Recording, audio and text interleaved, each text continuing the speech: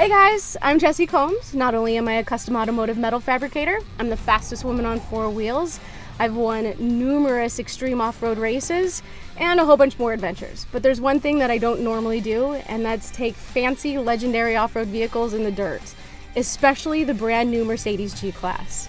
Now this just happens to be one of the very few cars in the world that has looked practically the same for the last 40 years. But now it's been totally reinvented from the inside out. So today I'm going to take it for a drive. I'm going to go down the design checklist. I'm going to test its on-road driving skills and do some off-road driving challenges. And I'm really excited about it. But now I got to get off this rock first. Let's go four-wheeling!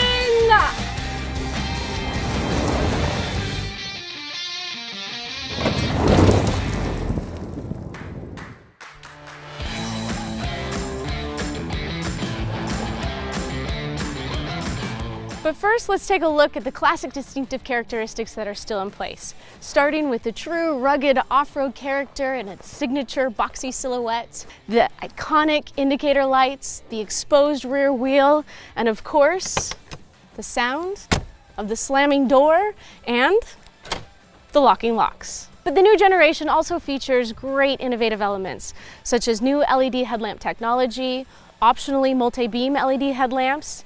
Mercedes is also offering a new variety of rims. And now the AMG, where the German engineers have created a hardcore version of the G-Class. Bigger, stronger, and even cooler. Of course, it features the AMG specific grille, the AMG bumper with large air inlets, dual side pipe exhaust, and as a result, the G-Class has combined iconic and innovative features to make its outstanding character even bolder. This unique flair carries on to the inside. While many design details have been here for decades, new interior elements are inspired by features from the exterior design. But the real revolution is the widescreen cockpit. Two displays blending into one is the most prominent thing. You have the ability to change your displays, and you can even change your lighting. And the new AMG steering wheel, you have touch control buttons. And because the car got longer and wider, you have more room in the cabin in all of the seats. This new AMG G63, which is perfect for all who like it sportier and shinier, also come with outstanding improvements for engine power and much, much more. You want to go for a ride?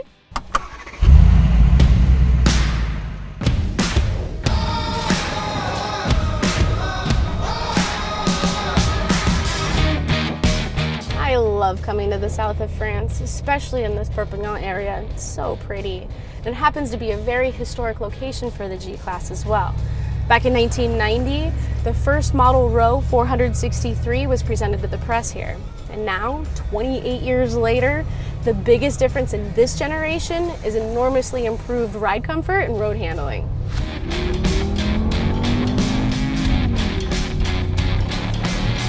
Mercedes AMG has a motto, one man, one engine, which means there's one engineer per engine. They even autograph it, giving it a much more personal touch. This one offers a 4-liter V8 bi-turbo engine offering 585 horsepower, which sounds great even from inside the car.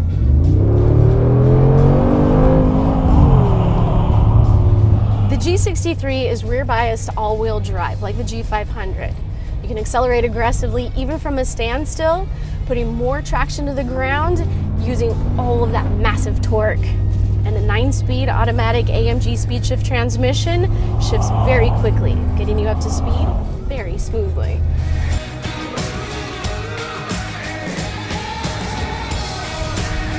There are different driving options. My favorite is Sport Plus, where it instantly kicks in stability control, making the car more agile and way more fun to drive.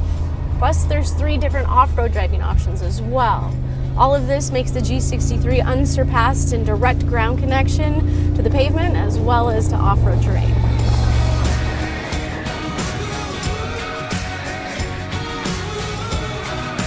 Now, one would think that driving a car this big on narrow streets in France would be complicated, but thanks to the 360 camera and all of the sensors everywhere, it's no problem.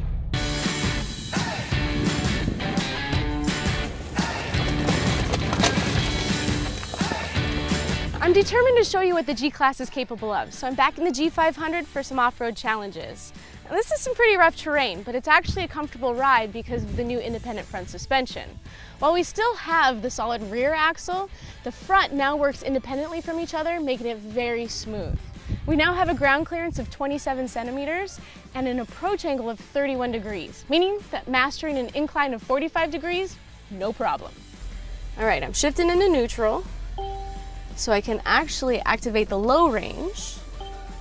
That'll give us a gear ratio reduction of 1 to 3, meaning that we have 1/3 the speed, yet 3 times the torque. So our wheels are going to be turning much, much slower. We have a shorter transmission ratio, which means that we're just going to have much more control at slower speeds. All right, we're reaching an area where we're going to need to lock in our diffs. And we want to do this before we actually reach the obstacle because you don't want to do it when the wheels are spinning. And if we do, it's a maximum of walking speed, and that's it. Now we have 3 differentials to choose from.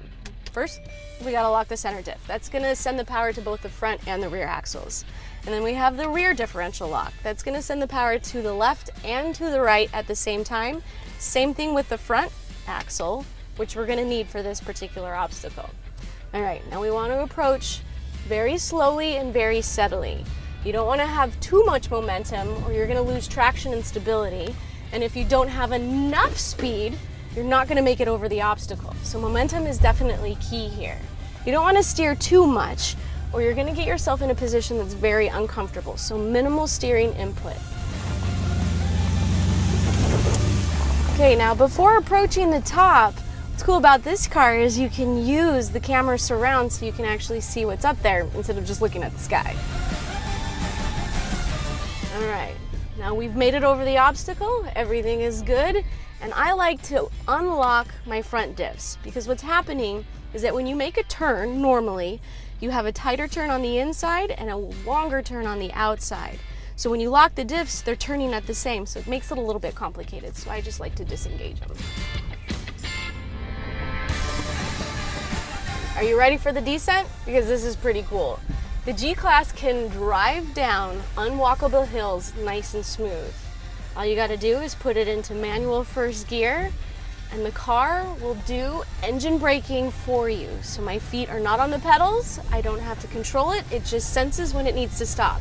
If you feel a little uncomfortable and need to slow down more, you can always put your foot on the brake pedal and create a nice braking wedge and work on your own speed, just like so.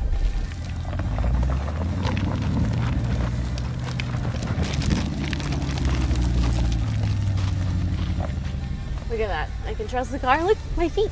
I'm not even touching the pedals. It's just doing it for me. It's crazy.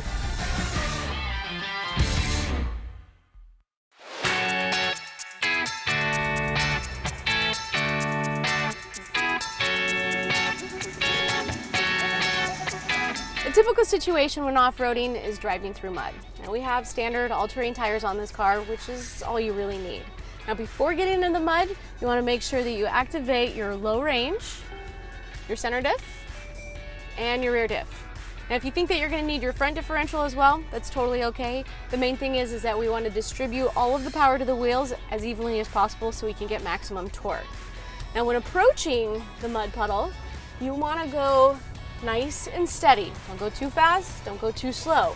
If the car starts slowing down in the middle of the mud puddle, gently accelerate. If you try to slam on the throttle, you're going to be spinning mud all over the place and not going anywhere. So just take it nice and easy. Momentum is also key here. Now you can find the ruts and you can actually drive up alongside the ruts to try and gain traction. We're almost through the mud puddle here, and we're through. After the mud puddle, you want to make sure you dry your wet brakes by tapping gently on the brake pedal. And Mercedes suggests that you clean your car, get all those mud chunks off. It's totally up to your discretion. I have a different way of doing things.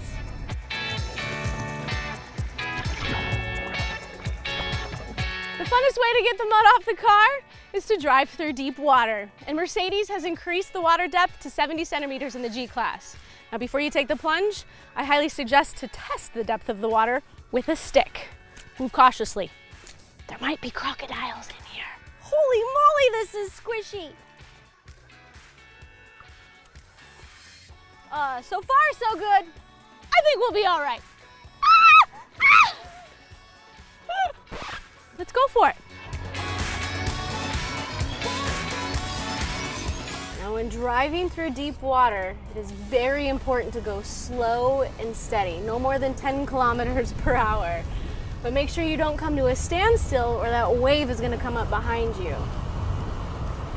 This is so cute, this is crazy. No snorkels or nothing.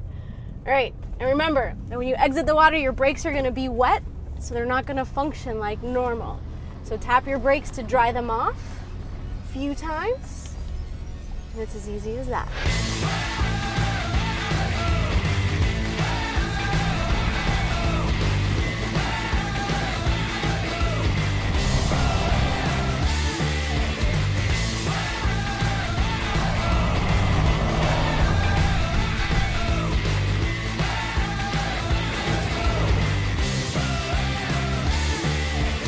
I knew these little legends had off-road capabilities, but I had no idea of the level of the power and the possibilities, especially with this new modern technology. I mean, you can do so much crazy stuff with these and they perform so well. I mean, if I had to choose between one or the other, I don't think I could pick. But I do know that I would always be riding in style, because as we all know, the G-Class is stronger than time. Thanks for coming along for the ride.